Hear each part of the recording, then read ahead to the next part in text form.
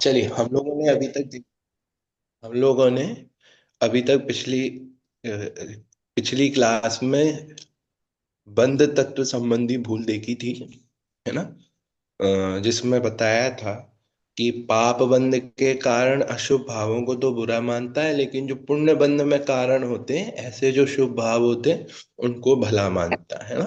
पुण्य पाप का भेद तो अघाती कर्म में है। घातिया कर्म तो पाप रूप ही है। तथा शुभ भावों के काल में भी घाती कर्म तो बंधते ही रहते हैं। अतः शुभ भाव बंध के ही कारण होने से भले कैसे हो सकते हैं, हमने ये बंध तत्व संबंधी भूल में देखा था। आइए आज हम देखते हैं संवर तत्व संबंधी भूल। सबसे पहले संवर किसे कहते हैं, संवर की क्या परिभाषा है, कौन बताएगा। आनंद भैया। कर्मों का आना रोकना। आते हुए कर्मों को रोकना, लेकिन काय से रोकना।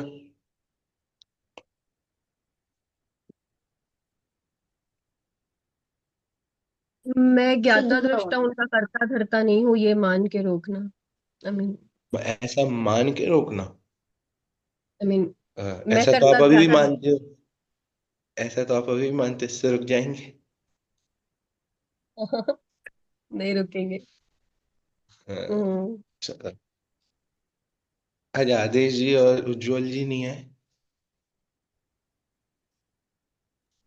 उज्जवल जी ने ना बोला था, वो ज्वाइन नहीं कर सकते। आदेश जी। अच्छा। ओके, कोई नहीं, चलो। तो आत्मा में जो स्थिरता होती है ना, ये जो वो जो स्थिरता होती है, उस स्थिरता को बोलते हैं। जितनी मतलब ज्यादा समय की हो वो अलग चीज है। जब शुरुआत में होती है तो एक समय की होती है, कुछ समय की होती है। पूरी स्थिरता तो किस अवस्था में होती है, सिद्ध अवस्था में होती है, अर्यंत अवस्था में होती है। लेकिन जब तक नीची नीची अवस्था है, तो तब तक स्थिरता कितनी कहलाएगी, एक देश स्थिरता है। उसको क्या बोलते हैं, एक देश शुद्धि। स्थिति। एक देश शुद्धि, है ना। आत्मा की वीतराग दशा से, वीतराग अवस्था से कर्मों के आने को रोकना, है ना। या फिर आत्मा में स्थिर हो जाना या लीन हो जाना, उससे कर्म स्वतः ही आना रुक जाते हैं।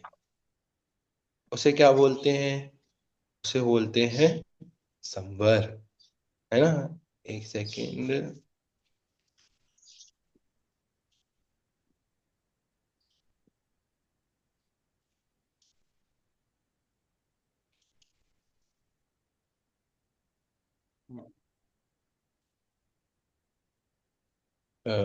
हमने,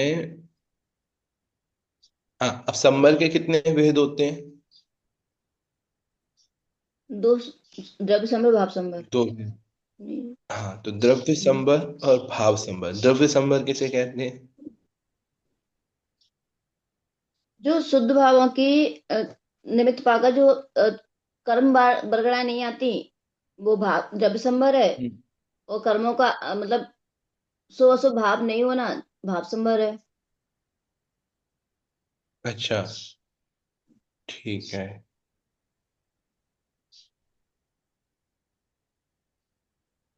शुद्ध भावों को निमित्त पाकर। हम्म। एक सेकंड, कहाँ गया।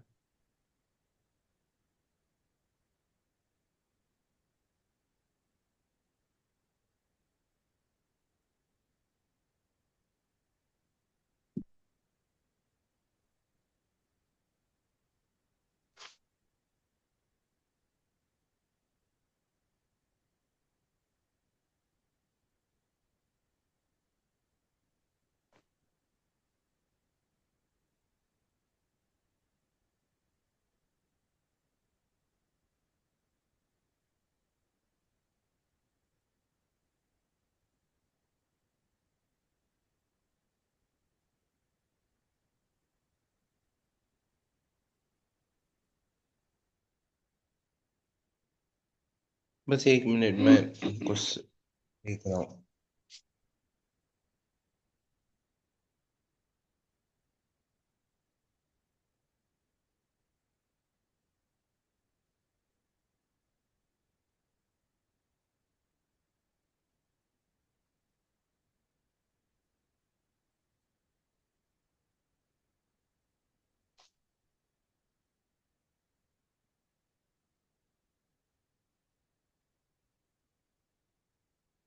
चलिए, वो जब तक मिल रहा है हम आगे देखते हैं। हाँ, तो ये था द्रव्य संबर और भाव संबर। ठीक है। द्रव्य संबर के भाव संबर कैसे कहेंगे?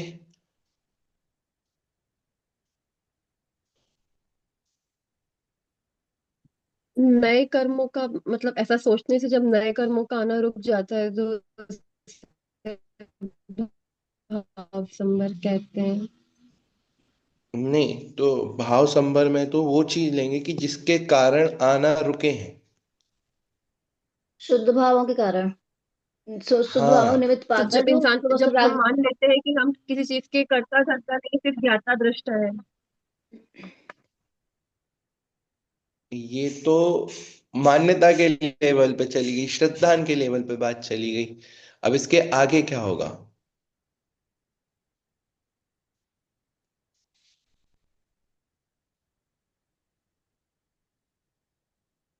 शुभ और अशुभ दोनों भावों का, दोनों ही कर्मों का आना जब रुक जाता है, भाव, हम्म। दोनों भावों का आना रुक जाता है।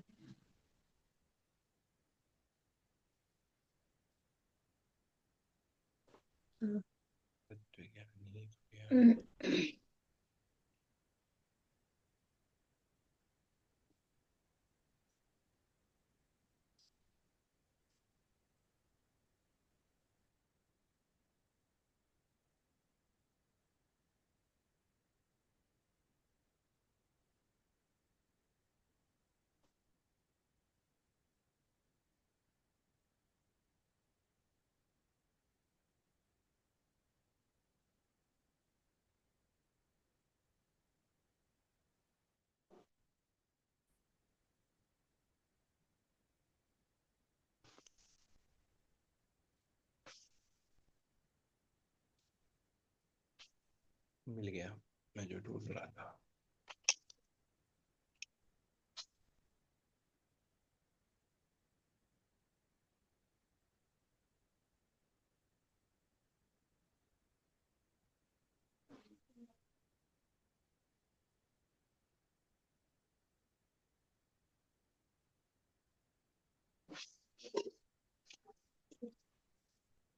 हाँ, तो हमारी, सॉरी, मैंने थोड़ा सा पढ़ दिया। मैं कुछ अच्छी चीज ढूंढ रहा था बताने के लिए, तो उसके कारण ये 2-5 मिनट लग गए। तो हमारी चर्चा चल रही थी आश्र संबर और निर्जरा पर, है ना? दिसंबर और निर्जरा किसे कहेंगे, है ना? तो सबसे पहले हमारी जो चर्चा चल रही थी, सबसे पहले ही कि संबर किसे कहते हैं ना।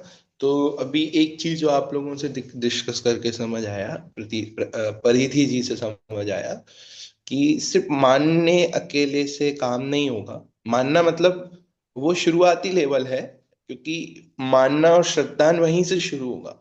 लेकिन श्रद्धान से भी आगे ज्ञान और लीनता, तीन चीजें और हैं। देखो, सबसे पहले ये बात सही है, तीन चीजें। सबसे पहले किसी भी वस्तु का ज्ञान होगा, तब श्रद्धान होगा, है ना? ये बात सही। जब तक हम जानेंगे ही नहीं तो उस चीज का श्रद्धान कैसे होगा? लेकिन जब सम्यक दर्शन और सम्यक ज्ञान की बात करेंगे, तो जब तक श्रद्धान सम्यक्त्व नहीं होगा तब तक ज्ञान सम्यक्त्व नहीं होगा। दो चीजें समझ में आई? ज्ञान पूर्वक श्रद्धान होता है, लेकिन सम्यक श्रद्धान पूर्वक सम्यक ज्ञान होता है। ईशान भैया, क्या समझ में आया बताइए? ज्ञान तो है, ज्ञान से श्रद्धा बनती है, बस श्रद्धा भी अगर सम्यक जैसी हो, सम्यक श्रद्धा, तो ही वो हमें सम्यक दर्शन की तरफ खींच सकती है। श्रद्धा सिर्फ होना भी इम्पोर्टेंट नहीं है। ये बात सही है, ज्ञान पूर्वक श्रद्धान होता है, लेकिन दो चीजें, एक है सामान्य ज्ञान और एक है श्रद्धान सामान्य तरीके से। एक मिथ्यादृष्टि जीव है, कोई भी मिथ्यादृष्टि जीव, उसको अभी वस्तु तत्व का ज्ञान हुआ, है ना? तो अभी तो वो ज्ञान है सामान्य कि भाई मैं जीव हूं, ये शरीर आदि है, जीव है। जब इस चीज का ज्ञान हुआ तो फिर वो श्रद्धान के लेवल पे आया, है ना? अब वो श्रद्धान के लेवल पे आया, उसने निर्णय कर लिया। फिर एक दिन कभी ना कभी वो आत्म अनुभव के साथ वो उसकी जो श्रद्धा है वो सम्यक श्रद्धा हो गई, है ना? वो श्रद्धान को क्या कहने लगे, सम्यक दर्शन कहने लगे। अभी तक जो ज्ञान मिथ्या ज्ञान था, अब श्रद्धान सम्यक होने से वो ज्ञान भी सम्यक तो कहलाएगा, है ना। अब समझ आया। ज्ञान मिथ्या तब तक रहेगा जब तक श्रद्धान मिथ्यात्व रहेगा, लेकिन श्रद्धान भी सम्यक तो तब होगा जब वस्तु का ज्ञान होगा। थोड़ा सा कंफ्यूजिंग हो रहा है ना। तीन चीजें सिंपल, अरे यार मैं कैसे बताऊं। अभी सम्यक दर्शन और सम्यक ज्ञान ये दो चीजें अलग रखो, एक ज्ञान और एक श्रद्धान ये दो चीजें अलग रखो। ठीक है मनीषा जी, ज्योति जी, है ना। अभी जब तक किसी भी, बस एग्जाम्पल से समझाता हूँ। वो जो हमने कल अंबानी के बेटे वाला एग्जाम्पल देखा था ना, है ना। सबसे पहले एक सामान्य ज्ञान अभी अंबानी के बेटे को था ही नहीं। वो क्या मान रहा था कि भाई मैं तो यही सफाई करना मेरा काम है, मेरी सरकारी जॉब लग गई, सब कुछ ऐसा खुश था। ठीक है। उसे अभी श्रद्धान भी मिथ्या था, ज्ञान तो था ही नहीं वस्तु का, अज्ञान था। ठीक है। अब उसको उस वस्तु का ज्ञान हुआ कि भाई मैं तो अंबानी का बेटा हूं, हुआ सबसे पहले सामान्य ज्ञान हुआ। ठीक है। फिर वो ज्ञान हुआ तो अब वो ज्ञान श्रद्धान के लेवल पे आया। अब उसकी श्रद्धा कैसी हो गई, सच्ची हो गई। कह रहे मैं तो अंबानी का बेटा हूं। श्रद्धा में क्या आ गया कि प्रभुत्व आ गया कि अरे मैं अरब खरब पति आदमी हूं, ये आया। अब अब जब तक ये जो श्रद्धा सम्यक, मान लो ये उसके, मान लो उसको ये श्रद्धा सम्यक तो नहीं होती, वो मानते ही नहीं ये बात, तो बताओ फिर उसका ज्ञान सही कहलाता कि नहीं, नहीं ना। तो सबसे पहले सामान्य उसे ज्ञान हुआ कि हाँ मैं अंबानी का बेटा हूं, तो उसकी श्रद्धा सही हो गई, तो उसकी जो श्रद्धा सही हुई तो उसको कहेंगे सम्यक दर्शन। अब वो जो सम्यक दर्शन हुआ तो उसके कारण उसका ज्ञान भी क्या कहलाया, सम्यक ज्ञान कहलाया। आया समझ में। ज्ञान का सम्यक तो पना श्रद्धा के आधार से होता है। यदि श्रद्धा सम्यक तो है, श्रद्धा सच्ची है, तो ज्ञान सच्चा कहलाएगा, है ना। और श्रद्धा सम्यक तो किस आधार से होगी, जब तक उस वस्तु का ज्ञान होगा। समझ में आया। बस इतना कहना चाह रहा हूं। ज्ञान पूर्वक श्रद्धान होता है, लेकिन सम्यक श्रद्धा पूर्वक सम्यक ज्ञान होता है। मतलब ज्ञान में सम्यक तो जो संज्ञा है, ज्ञान के साथ जो सम्यक तो पना जुड़ता है, सच्चा पना जुड़ता है, वो श्रद्धान पूर्वक जुड़ता है ना। नहीं तो देखो हम लोग तो कई लोगों को माता जी बोल देते हैं, लेकिन सच्ची माता किसको मानते हैं, जिसने जन्म दिया, है ना। रास्ते में हर किसी को अरे माता जी साइड हो जाइए, माँ जी साइड हो जाइए, है ना। लेकिन सच्चा श्रद्धा सच्ची माता, सच्चा श्रद्धान किसके प्रति है, अपनी माँ के प्रति है ना? तो वही बात है कि जब तक श्रद्धान सम्यक तो नहीं होगा, तब तक ज्ञान भी सम्यक तो नहीं कहलाएगा। तो ये मैं इस बात में कहना चाह रहा था। दूसरा, अब जो हमारी संवर तत्व संबंधी चर्चा चल रही थी, तो संवर पुण्य और पाप आश्रव बंध के ही अवान्तर भेद है। शुभ राग से पुण्य का आश्रव होता है और बंध होता है, ये तो हम पढ़ के आए हैं ना। और अशुभ राग से मोह से पाप का आश्रव और बंध होता है। शुभ और अशुभ दोनों ही प्रकार का राग अर्थात पुण्य और पाप दोनों ही छोड़ने योग्य, क्योंकि वे सब आश्रव और बंध तत्व हैं। ठीक है। अब संवर कैसे कहेंगे, जो पुण्य पाप के विकारी भाव थे, है ना, आश्रव को आत्मा के शुद्ध वीतरागी भावों से रोकना सो संवर है ना। भाव संवर की क्या परिभाषा है कि जो पुण्य पाप के विकारी भाव थे, जो पुण्य पाप के विकारी भावों का आश्रव हो रहा था, जो उत्पन्न हो रहे थे आत्मा में, उनको आत्मा के शुद्ध भावों से रोकना। शुद्ध भावों से रोकना कैसे, विकल्प करना शुद्ध भाव नहीं है। मतलब हम बोले ना कि अरे मैं शुद्ध हूं, ये सोचते रहना, ये भी शुभ भाव है ना। जो शुभ भावों से पास जो स्थिरता होती है, मतलब जो एक बिल्कुल अंदर में श्रद्धान हो जाता है। देखो इस चीज को भी आप एक एग्जाम्पल से समझो। अकेले मानने से कुछ नहीं होता।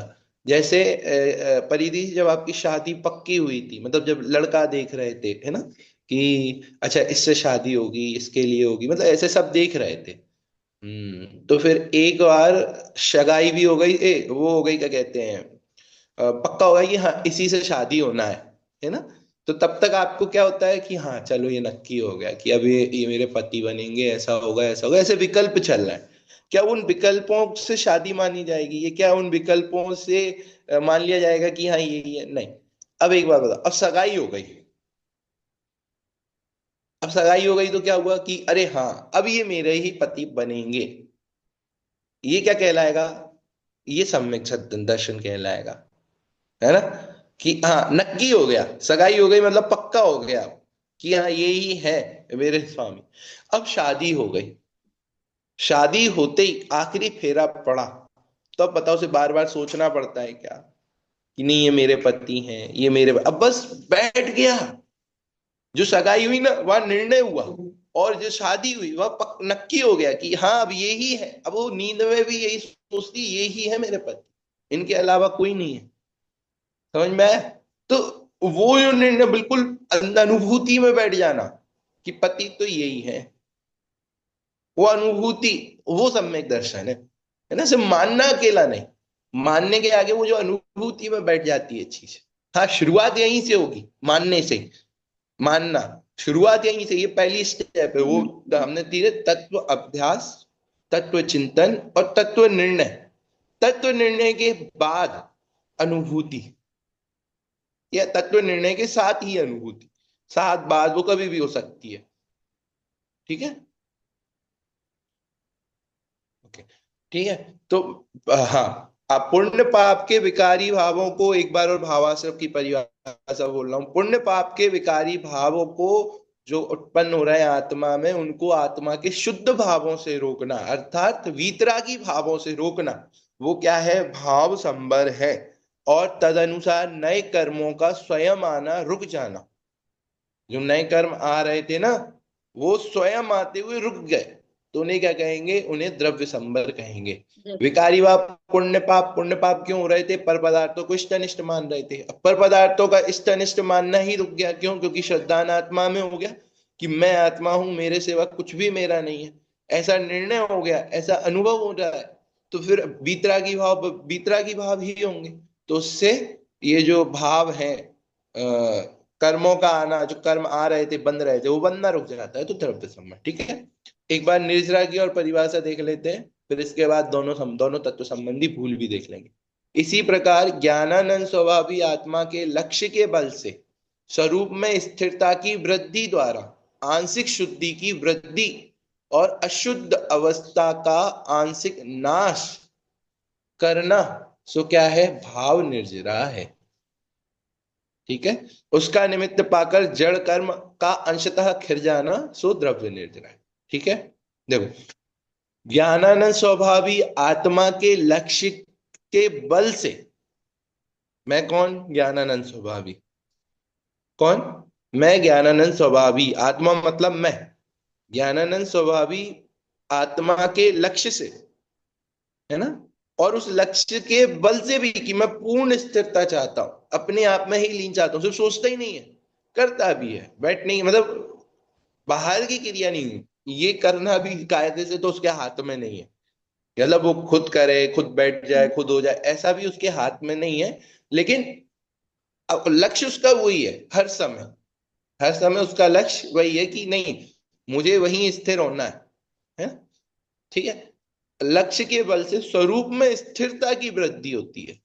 क्या की वृद्धि होती है? स्थिरता की, मतलब आत्मा में स्थिर होने लगता है। और ज्यादा ज्यादा ज्यादा ज्यादा चौथे गुण स्थान में कितना होगा भाई? 6 महीने में, मिनिमम 6 महीने में एक बार होगा। ठीक है, पांचवें गुण स्थान में कितना होगा? मिनिमम 15 दिन में एक आध बार स्थिर होगा। मिनिमम बता रहा हूँ, एक बार, मैक्सिमम तो दो तीन, कितने भी बार उतना हो सकता है। छठवें और सातवें गुण स्थान में क्षण क्षण में होगा, क्षण क्षण में। आठवें में और बढ़ेगी स्थिरता, नौवें में और बढ़ेगी, 10वें में और बढ़ेगी, अगर 12वें में बिल्कुल ही स्थिर हो गया, अब बाहर ही नहीं निकल रहा। तो अब इसके साथ क्या हो रहा है? जो स्थिरता बढ़ रही है, उस स्थिरता के द्वारा क्या हो रहा है? वो जो स्थिरता वृद्धि हो रही है, उसको कहेंगे आंशिक शुद्धि की वृद्धि। क्यों? पूर्ण शुद्धि कहाँ हो गई? 12वें गुण स्थान में। 10वें तक क्या हो रही है? आंशिक आंशिक आंशिक आंशिक बढ़ती जा रही है ना? थोड़ी थोड़ी बढ़ती जा रही है ना?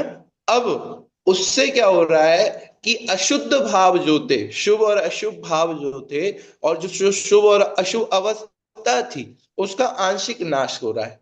जैसे जैसे यहाँ बढ़ती जा रही है वहां नाश होता जा रहा है ना। कषायों के लेवल से समझो, चौथे गुण स्थान में क्या कितनी कषाय गई? 4 कषाय गई। तो कितनी वीतरागता बढ़ गई? 16 कषाय है ना। 16 कषाय को समझो 100%, है ना। 100% में से 4 कषाय गई तो कितनी? 25% कषाय चली गई, तो कितनी वीतरागता बढ़ गई? 25% वीतरागता बढ़ गई, है ना। 5वें गुण स्थान में कितनी कषाय चली गई? 4 और चली गई, टोटल 8 चली गई, है ना। तो 5वें गुण स्थान में कितनी वीतरागता बढ़ गई? 50% वीतरागता बढ़ गई, है ना। 6वें और 7वें में 3 कषाय चली गई, मतलब 3 कषाय चौकड़ी, मतलब 12 कषाय चली गई। तो यहाँ कितनी परसेंट वीतरागता बढ़ गई? 75% वीतरागता हो गई। एक ग्राफ एग्जांपल समझने के लिए, जितनी जितनी कषायों का अभाव होता जाएगा उतनी उतनी वीतरागता बढ़ती जाएगी, है ना। और तराग देश कम होगा।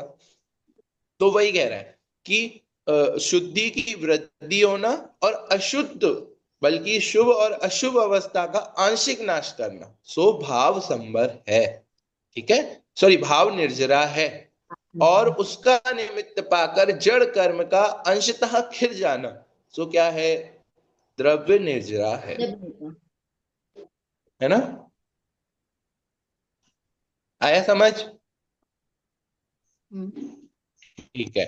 अब देखो इन तत्वों के संबंध में क्या क्या भूल करते हैं।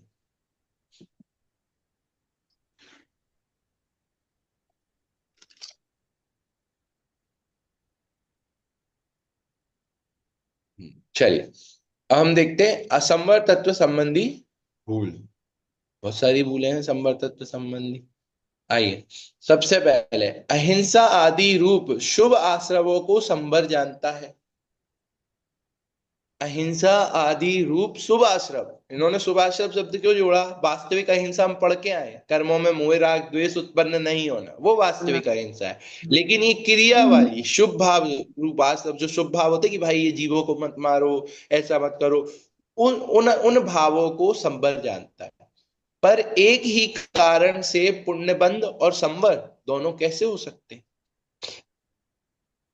समझ में आ रहा है कि जिससे पुण्य बंद हो रहा है उससे संवर कैसे होगा, और जिससे संवर हो रहा है उससे पुण्य बंद कैसे होगा?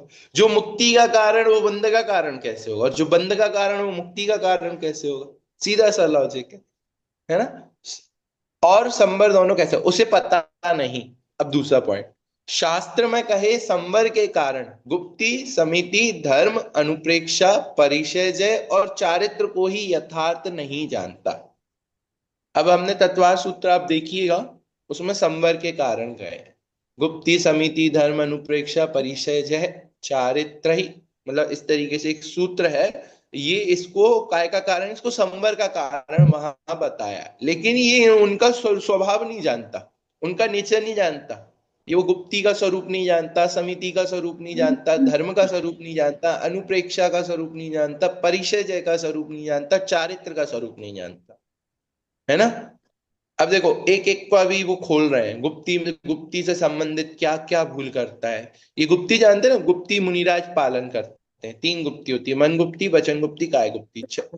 समिति भी जानते हैं, 5 समिति होती है मुनिराज के 28 मूल गुणों में। 5 समिति होती है ना, जिसमें ईर्य समिति देख देख कर चलना, है ना। भाषा समिति हितमित प्रिय वचन बोलना। ऐषणा समिति कोई भी मतलब आहार लेने लेते वक्त जा रहा तो शुद्धि पूर्वक आहार लेना, आहार से संबंधित होती है ये, है ना। आदान निक्षेपण, कोई भी वस्तु उठाएंगे रखेंगे तो जीवों को परिमार्जन करके रखना, है ना। ऐसे ही नहीं रख देंगे, सीधी रख देंगे, सीधी उठा लेंगे, पीछे से उसका परिमार्जन करते, देख सोच कर रखते कि भाई कोई जीव तो नहीं है ना। और ये फिर प्रतिष्ठापन समिति, शुद्धि आदि के लिए जाएंगे तो मलमूत्र का त्याग जीव रहित स्थान पे करते हैं, तो प्रतिष्ठा। ऐसी 5 समिति होती है। धर्म, वो 10 धर्म जो आपके इस बार कोर्स में भी है वो। अनुप्रेक्षा 12 भावना कहलाती है ना। परिचय जय 22 परिचय जय होते हैं, जो प्राकृतिक आपदाएं होती है, विपदाएं होती हैं डेली वाली, है ना। मच्छर काटना, ठंड लगना, गर्मी लगना, भूख प्यास, ऐसे 22 परिचय होते हैं, तो उनको भी सहन करते हैं। और चारित्र 13 प्रकार के चारित्र होते हैं। है ना। तो उनके बारे में, उनको यथार्थ नहीं जानता। जैसे अब एक एक चीज के बारे में बता रहे हैं। पाप चिंतवन ना करे, मौन धारण करे, गमनादि ना करे, उसे गुप्ती मानता है। कि पापों के बारे में नहीं सोचना, तो किसके बारे में सोचेंगे? अच्छा अच्छा सोचेंगे। फिर मौन धारण कर लेते, कुछ बुरा नहीं बोलेंगे बिल्कुल। क्योंकि तीन गुप्ती कौन कौन सी? मन गुप्ती, वचन गुप्ती, काय गुप्ती। तो मन से पापों का चिंतन नहीं कर रहा, वचन से मौन धारण कर रहा है, और काय गुप्ती से गमन आदि नहीं कर रहा। तो उसे क्या मानता है? भैया ये ही गुप्ती है। पर भक्ति आदि रूप प्रशस्त राग से नाना विकल्प होते रहते हैं। अब चलो बाहर में नहीं कर रहा, लेकिन मन में तो भक्ति उठ रही है। जो शुभ भाव हो रहे हैं उनसे तो अलग अलग तरीके के विकल्प हो रहे हैं, राग द्वेष युक्त विचार हो रहे हैं। तो वो उनका भी विकल्प ना होना, सिर्फ एक आत्मा ही स्थित, आत्मा में ही स्थिर रहना, वो वास्तविक गुप्ती है ना। वास्तविक गुप्ती की क्या परिभाषा? आत्म स्वरूप में गुप्त रहना ही गुप्ती है। इसे नहीं जानता, बस मन वचन काय की क्रिया को गुप्ती जानता है। ठीक है। सेकंड पॉइंट, उनकी तरफ लक्ष्य नहीं, उनकी तरफ लक्ष्य भी नहीं है। सॉरी, एक लाइन छूट गई। मानता है आदि रूप नारायण, विकल्प होते हैं, उनकी तरफ लक्ष्य नहीं। वीतराग भाव होने पर मन वचन काय की चेष्टा ना हो, वही सच्ची गुप्ती है। कहा ना कि जो वास्तविक गुप्ती है उसका तो स्वरूप नहीं जान रहा। ये जो मन वचन वीतराग भाव की, इसकी तरफ तो उसका लक्ष्य भी नहीं है ना। जो वीतराग भाव है, मैंने कहा था ना, आत्म स्वरूप में गुप्त हो जाना वही गुप्ती है। आत्म स्वरूप गुप्त होने का मतलब वीतराग भाव, और वीतराग भाव मतलब पर पदार्थों में निश्चय नहीं मानना, आत्म स्वरूप में ही स्थिर रहना। मैं ही सब कुछ हूँ, मुझ में ही सब कुछ है, बाहर के पर पदार्थ मेरा कुछ नहीं कर सकते, और मैं किसी भी बाह्य पदार्थ का कुछ भी नहीं कर सकता। तो ये क्या है? वीतराग भाव है, और इनके होने पर ही मन वचन काय की चेष्टा नहीं होती, वही सच्ची गुप्ती है। अब समिति, इसी प्रकार यत्नाचार पूर्वक प्रवृत्ति को क्या बोलते हैं? समिति। यत्नाचार पूर्वक प्रवृत्ति, क्योंकि देखो पांचों ही के इसमें समिति के जो पांच भेद हैं उसमें सब यत्नाचार पूर्वक हो रहा है। यत्नाचार मतलब देखभाल कर, सोच समझ कर, संभल कर। तो यत्नाचार पूर्वक प्रवृत्ति को समिति मानता है, पर उसे यह नहीं पता, यह पता नहीं है कि हिंसा के परिणामों से पाप होता है, और रक्षा के परिणामों को संबर कहोगे तो पुण्यबंध किससे होगा? नहीं आया समझ में? संबर तत्व संबंधी भूल में क्या कहा था? संबर तत्व संबंधी भूल में कहा था कि जो पुण्य के कारण है, देखो जो शुभ आश्रव है उन्हें संबर जानता है, पर एक ही कारण से पुण्यबंध और संवर कैसे हो सकता है ना। क्या मान रहा था कि हम जितना भी पुण्य करेंगे, वो पुण्य करने से क्या होगा? संवर होगा। लेकिन पुण्य तो आश्रव का कारण है, तो जो आश्रव और बंध का कारण है, वो कर्मों के नहीं आने का कारण कैसे होता? जो एंट्री का रास्ता है वो एग्जिट का कैसे हो सकता है? हाँ,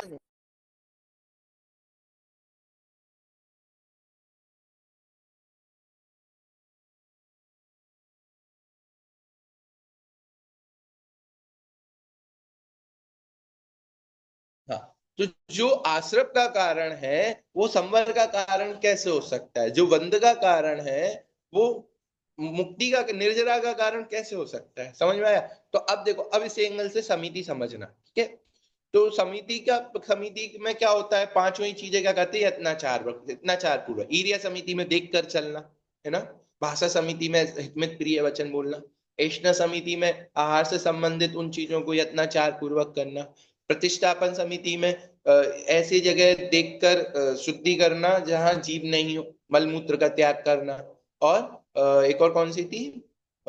आदान निक्षेपण समिति, कोई भी चीज उठाएंगे देखभाल कर उठाएंगे। तो इन पांचवी समिति में एक चीज कॉमन है, यत्नाचार पूर्वक प्रवृत्ति करना। यत्नाचार पूर्वक मतलब यत्न मतलब देखभाल कर हर चीज की, जीव की हिंसा ना हो, ऐसे इस तरीके से हर काम करना, उसको समिति कहते हैं।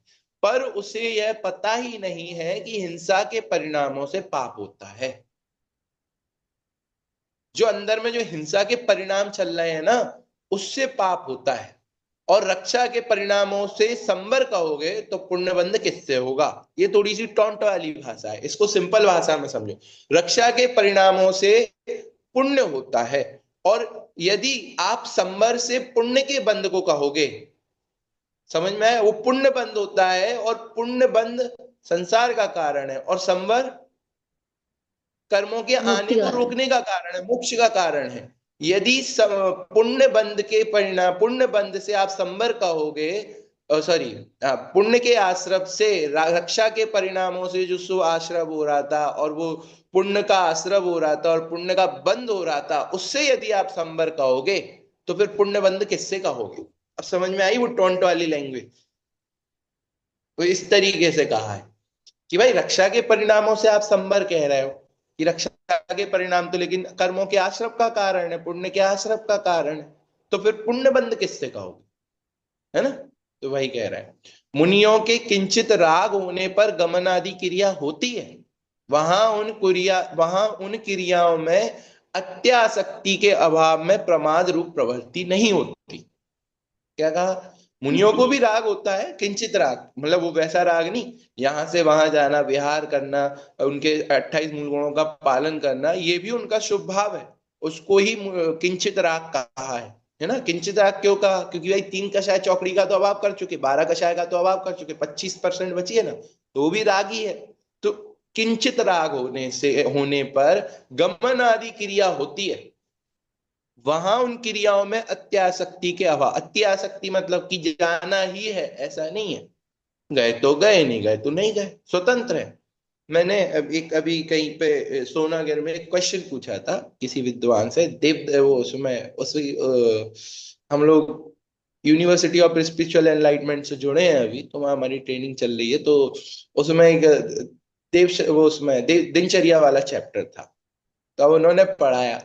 अब हम लोग जानबूझ के भी थोड़ा सा परेशान करने के लिए, मजे लेने के लिए ऐसे जानबूझ के क्वेश्चन पूछते हैं। तो मैंने कहा कि क्या दिक्कत है, हम देर से उठे और रात में देर से सो, लेकिन हमारे काम तो हो रहा है ना, क्या क्या दिक्कत है। तो हमें नहीं, मुझे शेड्यूल फॉलो करना अच्छा नहीं लगता, इस तरीके से मैंने जानबूझ के मजे लेने के लिए बात की।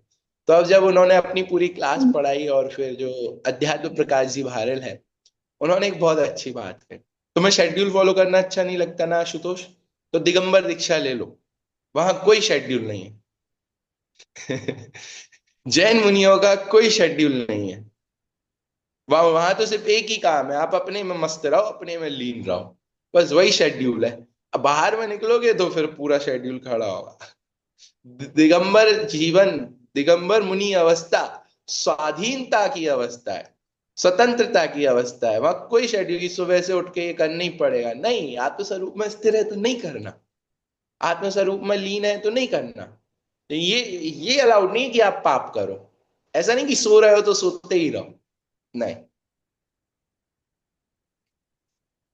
मतलब वहां भी तो मुझे बहुत अच्छी लगी थी उनकी बात, अगर आपको शेड्यूल फॉलो नहीं करना तो आप दीक्षा ले लो।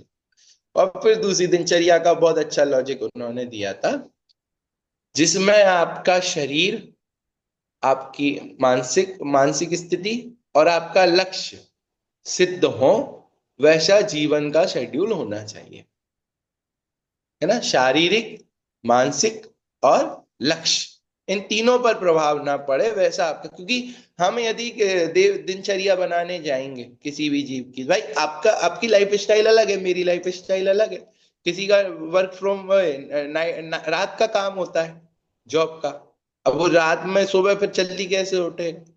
तो जिससे आपका लक्ष्य, आपका शरीर और आपके स्वास्थ्य को प्रभाव ना पड़े, है ना, मन को, मानसिक स्थिति को प्रभाव ना पड़े, वैसा जीवनचर्या होनी चाहिए।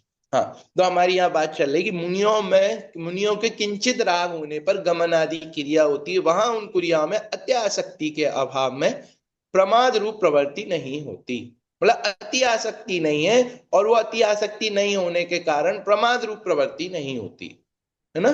प्रमाद रूप प्रवृत्ति समझ गए ना, मतलब जैसे तैसे जल्दी जल्दी में रख दी, जल्दी जल्दी में उठा ली, नहीं, वो आराम से देख कर ही रखेंगे, उन्हें उन्हें जल्दी नहीं है किसी भी चीज की, उन्हें कोई प्रमाद प्रवृत्ति नहीं होती।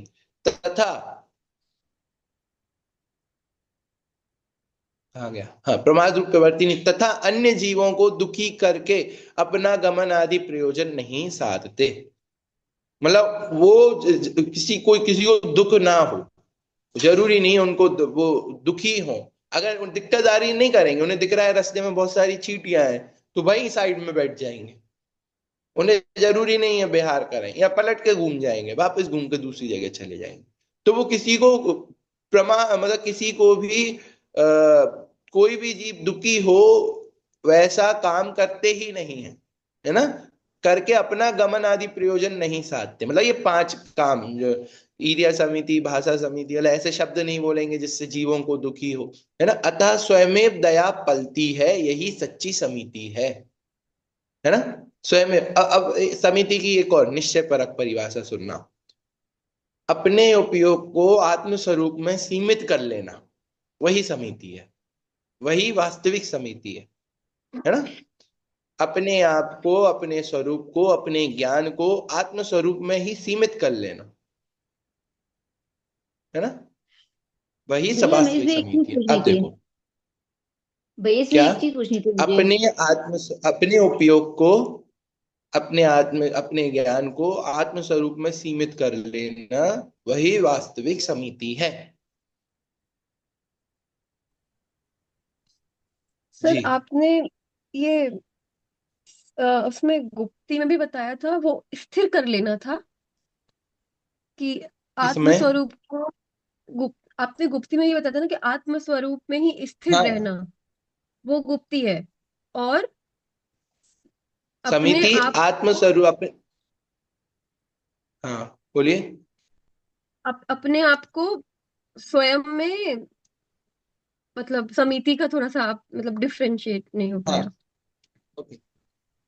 सबका लक्ष्य एक है, आत्म स्वरूप में स्थिर होना, आत्म स्वरूप हम्म। में लीन होना। तो दोनों की परिभाषा एक ही लक्ष्य पे जाएगी। वो गुप्ती थी तो आत्म स्वरूप में गुप्त हो जाना, वो गुप्ती। समिति तो अपने आप को, अपने ही उपयोग को, अपने ज्ञान, अपने आत्मा में, अपने ज्ञान में सीमित कर लेना। सीमित मतलब अपना उपयोग बाहर नहीं भरमा है कि मैं ही हूं जो कुछ हूं, वही समिति है ये।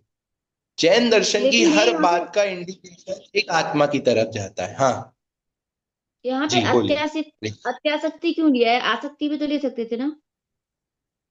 अति वहां आसक्ति उनके नहीं यहाँ होती ना। है। हाँ, मतलब देखो, आसक्ति, आसक्ति शब्द से आप क्या समझते हैं रेखा जी?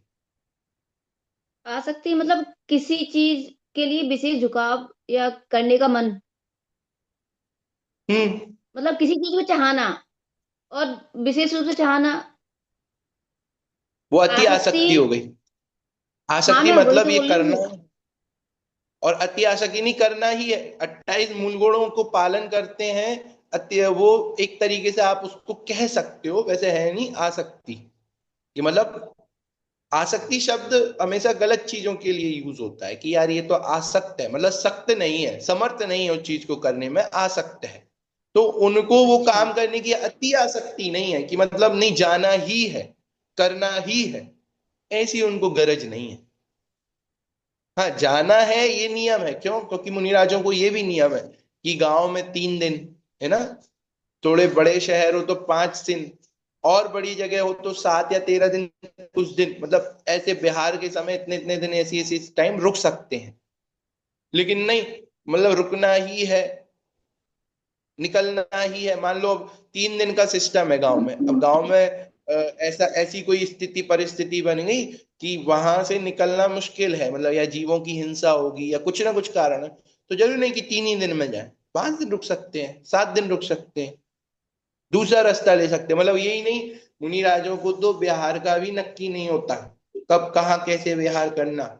शेड्यूल तो उनका होता ही नहीं है। शेड्यूल मतलब कि वो कभी ये फिक्स नहीं कहेंगे कि ठीक है इस तारीख को हम वहां आ रहे हैं, ऐसा कभी नहीं कहेंगे, बिल्कुल नहीं। उनकी इसमें उनकी क्या कहते हैं, वो शब्द याद नहीं आ रहा, उसका भंग होता है। बंधना कहलाता है, बंध जाएंगे अगर वो अपने आप को ऐसे फिक्स करेंगे। आचार्य श्री विद्यासागर जी का नाम आप सबने सुना होगा, है ना। दादा बताते हैं, उनसे जब भी कोई बोलता है ना कि आचार्य श्री हमारे यहाँ पंच कल्याण के, आचार्य श्री हमारे नगर पधार, तो वो ये नहीं कहते ठीक है आएंगे, या फिर ये देखें क्या होता है, देखते हैं, बस इतना बोलते हैं। वो कभी फिक्स नहीं करते। उन्होंने कभी अपनी कहीं किसी भी चीज की किसी भी जगह को फिक्स नहीं किया। तो उन कभी लोगों को तो ये तक नहीं पता होता उनका चतुर्मास कहाँ होगा। मतलब वो तो फिर आखिरी आखिरी में अंदाज लग जाता है, जिस तरह बिहार हो रहा है तो वहां ये जगह है तो वहां हो सकता है तो वहीं होगा, वो ऐसे है। तो ये वो कभी किसी को नहीं कहते। आप जाके बोलोगे ना कि हमारे यहाँ पधारे, आप पधारिए पधारिए, तो कहेंगे देखते हैं, देखें क्या होता है, ऐसा कहते हैं। वो कभी फिक्स नहीं करते कि इतनी तारीख को आएंगे, ऐसे आएंगे, नहीं। कोई कोई कुछ फिक्स नहीं होता उनका। ठीक है, ये हुआ। अब दूसरा क्या क्या डिस्कस है, हाँ, तो अति आसक्ति नहीं होती कि मतलब वो जा रहे हैं बिहार कर रहे हैं, नहीं इसी तरफ जाना है, नहीं इस तरफ चले जाएंगे। दिगंबर मुनिराजों का जीवन तो बहते हुए पानी जैसा होता है, जहां मन होगा वहां बिहार कर देंगे, ऐसा। ठीक है, ठीक है भैया। चल, इसलिए का अति आसक्ति नहीं होती है ना। अच्छा, अच्छा प्रश्न उठाया है, इसे और थोड़ा चिंतन करके आएंगे। ठीक है, चलो।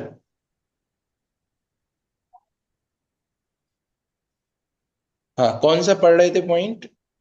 बंदा, हाँ, हाँ। ग नंबर का पॉइंट है ना। बंदाधिक के भय से, स्वर्ग मोक्ष के लोभ से क्रोध आदि नहीं करे, है ना। क्रोध आदि का अभिप्राय मिटा नहीं, पर अपने को क्षमा आदि धर्म का धारक मानता है। कितनी गजब की बात है। क्रोध क्यों नहीं कर रहा? स्वर्ग जाना है, नरक नहीं जाना, है ना। स्वर्ग जाना है, नरक नहीं जाना, इसके भय से क्रोध नहीं कर रहा। लेकिन क्रोध का अभिप्राय तो मिटा ही नहीं। क्रोध किस कारण से हो रहा था उसका अभिप्राय तो मिटा ही नहीं। पर पदार्थ को अनिष्ट मानने से क्रोध हो रहा था, अनिष्ट मतलब बुरा मानने से क्रोध हो रहा था, वो तो मिटा ही नहीं। इसका जड़ तो खत्म ही नहीं हुई। पेड़ की पेड़ की जड़ तो इन्होंने नष्ट की ही नहीं। क्रोध आदि का अभिप्राय इनका मिटा नहीं, और अपने को क्षमा आदि धर्म का धारक मानता है। तत्व ज्ञान के अभ्यास से जब कोई पर पदार्थ इष्ट और अनिष्ट रूप भाषित नहीं होते, तब स्वयं ही क्रोध उत्पन्न नहीं होता, तब सच्चा धर्म होता है। समझ में आया कि तत्व ज्ञान का जो अभ्यास हम कर रहे हैं, और वो अभ्यास के साथ तत्व चिंतन, फिर तत्व चिंतन या तत्व निर्णय जब हो जाता है, तो उससे क्या होता है, कोई भी पर पदार्थ ना तो इष्ट लगता है ना अनिष्ट लगता है, ना अच्छा लगता है ना बुरा लगता है बिट्टू ना। मतलब पर पदार्थ ही नहीं, सब कुछ, मेरा हुआ है ना, था। इष्ट अनिष्ट नहीं लगता। मतलब ये बीवी परेशान कर रही है, पति परेशान कर रहा है, अरे नहीं, सब कर्मों के प्रेरे हैं। अभी पुण्य का उदय होगा तो सब तारीफ करने लगेंगे, और पाप का उदय होगा तो वही बुराई करने लगेंगे, है ना। पुण्य पाप का, बहुत अच्छी बात अभी कुछ समय पहले चिंतन में आई थी या किसी के मुख से सुनी थी, कि पुण्य पाप का उदय वस्तुओं में नहीं होता। वस्तु तो वस्तु है, पुण्य पाप का उदय संयोगों में नहीं होता। जबकि वास्तविकता में देखो तो पुण्य पाप जैसी कोई चीज ही नहीं है। पुण्य पाप प्रकृतियां हैं सिर्फ कर्मों की। मतलब कर्मों की जो शुभ प्रकृतियां हैं उनको पुण्य प्रकृतियां कह दिया, और जो अशुभ प्रकृतियां उनको पाप प्रकृतियां कह दिया। ना वस्तु में पुण्य पाप है, ना विचारों में पुण्य पाप है। पुण्य पाप है क्या? पुण्य पाप जब कोई चीज अच्छी नहीं लग रही तो हम उसे कहते हैं पाप, और जब कोई चीज अच्छी लग रही है तब उसे कहते हैं पुण्य। पुण्य पाप वस्तु में नहीं है, वस्तु तो वस्तु है। जो कर्म बांधे तो वो संयोग मिला। अब मुझे मान लो ये डब्बा मिला, ठीक है, फेविकॉल का। अब बताओ, मेरे पुण्य का उदय या पाप का उदय? कोई लॉजिक ही नहीं है इस चीज में, है ना। कि पुण्य पाप ये तो कर्मोदय के उदय अगर से सिर्फ आपको कुछ संयोग मिला। चिपकाना है तो पुण्य का उदय है कि फिर कॉल का डब्बा बिल्कुल। मिला। हाँ, और मान लो वो चिपकाने की जगह वो फेविकॉल फैल गया, या फिर उससे पाप का उदय प्रॉब्लम हो। हो गई, तो पाप का उदय। ये देखो, उसका फैलना और उसका चिपकाना भी पुण्य पाप का उदय नहीं है। उसमें जो मुझे साता हुई कि अरे ये मेरे काम आ गया, मुझे अच्छा लगा, उसे लोग पुण्य का उदय मानते हैं। और उसे वही बुरा लगा तो उसे लोग पाप का उदय मानते हैं। कई बार जो चीजें बुरी होती हैं उन्हें भी लोग पुण्य का उदय लगता है। अच्छा हुआ गिर गई, है ना, सही में अच्छा हुआ खो गई थी, तो ये सोच के भी लोग पुण्य का उदय मानते हैं। वो खुश हो रहे हैं जिन संयोगों में, जिन परिस्थितियों में जीव को अच्छा लगे, जबकि वो काम काय में गया है, वो वेदनीय में गया है। वो जो अच्छा और बुरा लग रहा है ना, वो भी पुण्य पाप का उदय नहीं है, वो वेदनीय है, साता साता का अनुभव। अच्छा हुआ बुरा हुआ, अब मैंने क्या कहा था, पुण्य पाप से प्रकृतियां होती हैं। अच्छा बुरा लगना तो साता साता वेदनीय का काम है, जो कि अघाती कर्म में आता है। अब अघाती कर्म में जो साता अच्छा लग रहा है वो पुण्य प्रकृति है, और जो बुरा लग रहा है वो पाप प्रकृति है, असाता। समझ में आया? तो इसलिए कह देते वो पुण्य का उदय पाप का उदय, पुण्य का उदय। वो शॉर्टकट में जाने की आदत होती है ना अपनी, कि भाई वो इतना लंबा कौन बोलेगा, तो भाई पुण्य का उदय पाप का उदय कह दिया। वो साता और असाता का उदय है। समझ में आ रहा है? पुण्य पाप तो सिर्फ कर्मों की प्रकृतियां होती हैं, वस्तुओं में, संयोगों में पुण्य पाप जैसी कोई चीज नहीं होती। हमने जो बांधा था वैसी वस्तुएं हमारे संयोग में आई हैं, जो कर्म हमने बांधे थे। अब जो वस्तुएं संयोग में आई हैं, पुण्य का उदय, पुण्य प्रकृतियों को बांधा होगा तो अच्छी सी चीजें संयोग में आएंगी। इंद्र के पद, चक्रवर्ती के पद, ये सब जो नाम कर्म में सुंदर दिखना, ये सब ये पुण्य प्रकृतियों से बनी है, मतलब ये पुण्य प्रकृतियां हैं। तो इसलिए हम कहते थे वो पुण्य का उदय, पुण्य का उदय। समझ में आ रहा है लॉजिक? तो कभी भी संयोगों में, कभी भी विचारों में, कभी भी अच्छे बुरे लगे, पुण्य पाप कोई वस्तु, मतलब वस्तुओं में ही नहीं है, वो प्रकृतियां हैं। आ रहा है समझ? तो यही बात है। तो क्या कह रहे हैं, बंध के भय से, स्वर्ग मोक्ष के लोभ से क्रोध आदि नहीं करता, और क्रोध आदि का अभिप्राय मिटा नहीं है, पर अपने को क्षमा आदि धर्म, अच्छा ये हो गया ना, हाँ, क्षमा आदि धर्म का धारक मानता है। अब वो कैसे मिटेगा? तत्व ज्ञान के अभ्यास से। जब पर पदार्थ इष्ट और अनिष्ट रूप भाषित नहीं होते, तब स्वयं भी क्रोध आदि उत्पन्न नहीं होते, तब सच्चा धर्म होता है। ठीक है, अब घ नंबर का पॉइंट देखो, कितने पॉइंट हैं, हम कितने ले लेते हैं, देखते हैं कितने होते हैं, नहीं तो फिर बाकी के कल ले लेंगे। घ नंबर का और देख लेते हैं। अनित्य आदि भावना के चिंतन से शरीर आदि को बुरा जान उदास होने को अनुप्रेक्षा कहता है, और उसकी उदासीनता द्वेष रूप होती है। सबसे पहली बात, जो वैराग्य होता है, जो विरक्ति होती है, वो द्वेष रूप नहीं होती।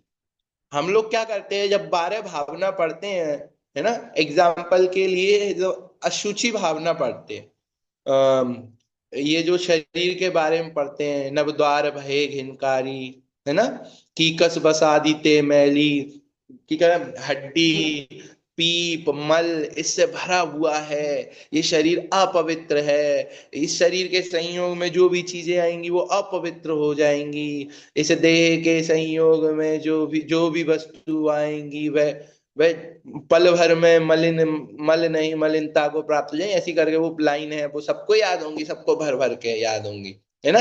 ये राजा राणा छत्रपति में भी असुचि भावना के बारे में आता है ना। क्या लाइन है? पल रुधिर राज मल थैली की कस बसादी ते मैली, ये छेड़ाला में आता है। मतलब 12 भावना हम जहां जहां भी जब शरीर का वर्णन करेंगे, वो असुचि भावना का वर्णन करेंगे, तो हम लोग क्या गंदा है ये शरीर, है भगवान, ऐसा वैसा दर्द, हमारी वो उदासीनता सच्ची नहीं है, हम द्वेष करने लगे। उदासीनता सच्ची कब होगी? जब ना तो राग होगा ना द्वेष होगा। मल को देख के भी गिलानी नहीं आएगी, कहीं पॉटी डली होगी ना तो उसको देख के मुंह नहीं बिगड़ेगा। सोना और कांच दोनों एक से दिखेंगे, गंदगी और जो सुंदरता है, फूल हैं, पुष्प हैं, जो भी सुंदर अच्छी चीज हो सकती है, वो एक से दिखेंगे। हमें संभाव होगा, समान भाव होगा। क्यों? क्योंकि दोनों पुद्गल दिख रहे हैं। उस लेवल पे सामान्य स्थिति में पहुंच जाते हैं, तब जाके चीजें समान दिखती हैं। समझ में आया कि ये जो 12 भावनाओं का चिंतन करके जो शरीर आदि को बुरा जानकर उदास होते हैं, वह अनुप्रेक्षा कहलाता, उसे अनुप्रेक्षा कहता है, वो कहलाती नहीं अनुप्रेक्षा। उसको ये जीव कहता है कि हम बारह भावना कर रहे हैं, ये बारह भावना है, ये चिंतन बारह भावना का है। उसकी उदासीनता तो द्वेष रूप होती है, वो तो द्वेष कर रहा है, उदासीनता तो नहीं हुआ, संभाव नहीं हुआ उसको। हाँ, वस्तु का सही रूप पहचान कर भला जानकर राग नहीं करना और बुरा जानकर द्वेष नहीं करना, ये सच्ची उदासीनता है। मैं उसको अच्छा जानकर राग नहीं करना, उसको बुरा जानकर द्वेष नहीं करना। अब किसी व्यक्ति को आप नहीं जानते, जो अननोन व्यक्ति है, जिसे जीवन में ही कभी नहीं देखा, वो आपके सामने आता है, ठीक है, आपको उसे देखकर ना तो राग होता है ना द्वेष होता है, आया और गया, है ना। समान भाव है उसके प्रति कि भाई ये कोई जीव है या ये कोई इंसान है, यहां से खत्म बात। तो वही वास्तविक उदासीनता है।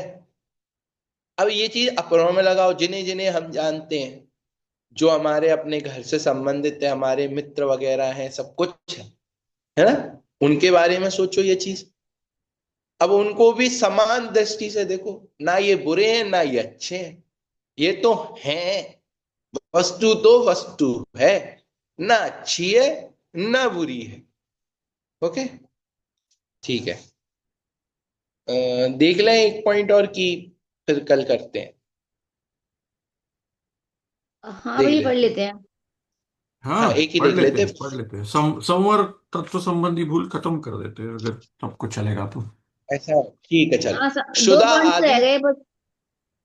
ठीक है, ठीक कर लेते हैं। क्षुधा आदि होने पर उसके नाश का उपाय नहीं करने को परिशय मानता है। परिशय 22 होते हैं ना, प्राकृतिक जो विपदाएं आती हैं उनको परिशय बोलते हैं। उन परिचयों को जीतना परिशय है। जैसे मच्छर काटना, भूख लगना, प्यास लगना, ठंडी लगना, है ना, नग्न रहना, नग्नता में लोग गालियां देते हैं, नंगा आदमी आ गया।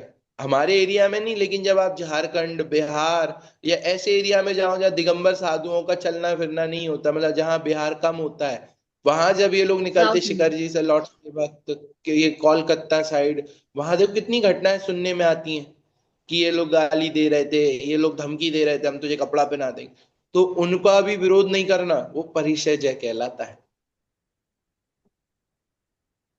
समझ में आया। लेकिन ये क्या मानता है कि भूख लगी, सबसे पहला परिचय है क्षुधा परिचय, है ना, फिर तृषा परिचय, भूख लगना, प्यास लगना। तो इस उसके नाश का उपाय नहीं करने को परिचय मानता है कि भूख लग रही है तो खाना मत खाओ, उपवास कर लो, है ना, इसका कोई उपाय नहीं करना, तो ये इसको परिचय मानता है।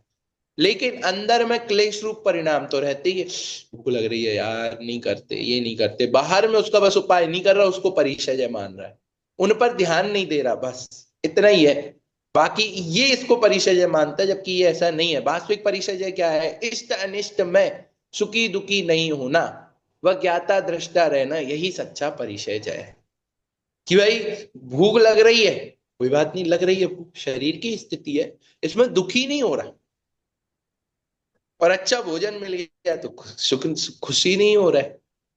समझ में आया? दोनों स्थिति है, अच्छा मिल रहा है तो खुश नहीं हो रहा है, जो इष्ट चीजें हैं, इष्ट पदार्थ हैं, उनमें सुखी नहीं हो रहा है, और जो अनिष्ट पदार्थ हैं उनमें दुखी नहीं हो रहा है, उसमें मात्र ज्ञाता दृष्टा रह रहे हैं, वही सच्चा परिचय है। आइए 6 नंबर का पॉइंट। हिंसादि के त्याग, हाँ, हिंसादि के त्याग को क्या मानता है? चारित्र मानता है, ठीक है। और महाव्रत तथा महाव्रत आदि शुभ योग को उपादेय मानता है कि महाव्रतों का पालन कर लिया वही उपादेय। पर तत्वार्थ सूत्र में आश्रव अधिकार में अणुव्रत और महाव्रत को आश्रव रूप कहा है। समझ में आया? तत्वार्थ सूत्र में जब आप आश्रव का अधिकार पढ़ोगे, पहले से चौथे तक तो जीव की चर्चा की है, 5वें में अजीब की चर्चा की है, 6वें 7वें में आश्रव की चर्चा की है। आप लोग तत्वार्थ सूत्र पढ़े है कि नहीं? कि पढ़ना है, आगे पढ़ोगे, ओके, है ना। आश्रव की चर्चा की है ना। और कितने, 5वें 6वें 7वें 8वें और 9वें में संबर और निजरा की चर्चा की है, और 10वें में मोक्ष की चर्चा की है। तो जो 6वां 7वां अधिकार है उसमें जब आश्रव के भेद पढ़ोगे, और 7वें अधिकार में ये आपको आश्रव आदि जो अणुव्रत और महाव्रत है वहां आश्रव के रूप का है कि इनसे कर्मों का आश्रव होता है। क्यों? क्योंकि ये शुभ भाव है ना, ये अहिंसा आदि भाव जो है महाव्रत में, अहिंसा अहिंसा महाव्रत, सत्य महाव्रत, ये शुभ भाव है ना। ये शुभ को यही अब ये आश्रव तत्व संबंधी, संवर तत्व संबंधी भूल में क्या करता है कि इनको ही उपादेय मानता है। पर तत्वार्थ सूत्र में आश्रव अधिकार में अणुव्रत और महाव्रत को आश्रव रूप कहा है। वे उपादेय कैसे हो सकते हैं? जो कर्मों का आश्रव करे, जो संसार में भटकाए, भले वो शुभ आश्रव है, भले शुभ आश्रव से जीव स्वर्ग जाएगा, रहेगा तो संसार में ही ना, मोक्ष तो जा नहीं रहा है ना। हाँ, अब ये बात देखो, मैं उस लेवल पे आके आपको ये बात कह रहा हूं कि जब हम पहले पढ़ चुके हैं कि पाप अत्यंत हे है, पुण्य कथनचित है और कथनचित उपादेय है। उपादेय कब तक है? जब तक शुद्ध भावों में नहीं आ रहा है, लेकिन वो भी छोड़ने योग्य है। मैं ऐसा नहीं कह रहा कि भाई तो ये छोड़ के पाप करने लगो। दिक्कत तो यही है ना कि जैसे मानो शुद्ध भावों में स्थिर नहीं हो पा रहा है, तब तक प्रशस्त राग रूप प्रवर्तो, नरक गति और त्रियंच गति में जाने से अच्छा है कि स्वर्ग गति की तरफ जाओ, है ना, जहां पे जाकर आपको समवसरण इत्यादि चीजें मिलेंगी, जहां आप वितरागी देव गुरु के समागम में रह सकते हो। तो वो नहीं कह रहे, लेकिन यहाँ और आगे बढ़ने की बात कर रहे हैं, इसलिए कह रहे हैं कि उनमें अटको मत, है ना। कहा ना कि महाव्रत तो आश्रव रूप, आश्रव स्वरूप, आश्रव रूप कहा है, वे उपादेय कैसे हो सकते हैं? तो इसका मतलब ये मत लेना कि यार आप तो महाव्रतों को आश्रव कह रहे हो, ये तो बुरी चीज है। अरे वो इसलिए आश्रव कह रहे हैं कि इन महाव्रतों में मत अटके रहो, इससे आगे बढ़ो। ये नहीं कह रहे कि महाव्रत छोड़ के पाप करो। पांचों पापों का तो त्याग रूप स्थिति ही कह रहा है कि त्यागो ही, ठीक है। वे उपादेय कैसे हो सकते हैं? तथा बंध का कारण होने से महाव्रत आदि को चारित्रपना संभव नहीं है। ये जो महाव्रत आदि भाव हो रहे हैं ना, हिंसा नहीं करने का, झूठ नहीं बोलने का, है ना, चोरी नहीं करने का, इनका पूर्ण जो त्याग है, इनसे तो आश्रव बंद हो रहा है। मतलब आश्रव बंद कैसे? पुण्य का आश्रव हो रहा है, पुण्य का बंद हो रहा है, और ये आश्रव बंद के कारण है। तो फिर इनमें चारित्रपना कैसे संभव होगा? चारित्र का मतलब क्या? आत्म स्वरूप में स्थिरता। स्थिरता तुम्हारी तो बाहर में है, फिर आत्मा में कैसे स्थिरता होगी? तो फिर ये कैसे संभव है? सकल कषाय रहित उदासीन भाव, उसी का नाम चारित्र है ना। सभी कषायों से रहित उदासीन भाव, ना तो अच्छे लग रहे ना बुरे लग रहे, और आत्मस्वरूप में जो स्थिरता है, उसका नाम चारित्र है। मुनिराज मंद कषाय रूप महाव्रत आदि का पालन तो करते हैं, पर उन्हें मोक्ष मार्ग नहीं मानते। समझ में आया? पालन भी करेंगे लेकिन उसको मानेंगे नहीं, तभी तो श्रद्धा सच्ची है ना। चलिए यहीं रखते हैं, अब मिलते हैं अगली क्लास में। कल संडे है, कल आराम से ले सकते हैं। आप लोगों के यहाँ अभी कितने बज रहे हैं आदेश भैया, ईशान भैया? 9:45 रात के। रात के 9:45? ठीक है, तो कल 10:30 बजे तक ले सकते हैं आपके यहाँ से। आदेश भैया आपके यहाँ अभी? सेम सेम 9:45 बजे। अच्छा ठीक है, तो कल 10 बजे तक ले तो कोई दिक्कत तो नहीं। कल आपके यहाँ सैटरडे है या संडे है कल? सैटरडे। सैटरडे होगा रात, सैटरडे नाइट कल ले होगी। सकते हैं आपको। हाँ, आपको परसों संडे पड़ेगा, तो आप संडे को देर से उठ से आइए, थोड़ा सा चलेगा मतलब। ठीक है भैया चलिए। पेपर आपने बनाया इस बार? नहीं, मैंने नहीं बनाया। अच्छा, क्यों? आपने पेपर रीड किया है? नहीं, देखा भी नहीं है मैंने, क्योंकि अभी मेरा काफी समय से जुड़ना ही नहीं था, तो मैंने किसी भी चीज पे कोई ध्यान ही नहीं दिया। रेखा जी, आपने दे दी एग्जाम? हाँ, कल दिया है मैंने। टफ है क्या? ये सातत्व संबंधी में से बहुत सारे क्वेश्चंस आए हैं, इसलिए बोला मैंने। अच्छा अच्छा, चलिए। जिनवाणी स्तुति करके अच्छा समझ। निज निधि निज में बताई, यह अनंत उपकार है, उसके लिए जिनवाणी माँ को न सत्यवान। बोलिए दादा शांगमयी जिनवाणी माता की जय महान जैन की जय जय जय जिनेंद्र, सभी को सबको जय जय श्री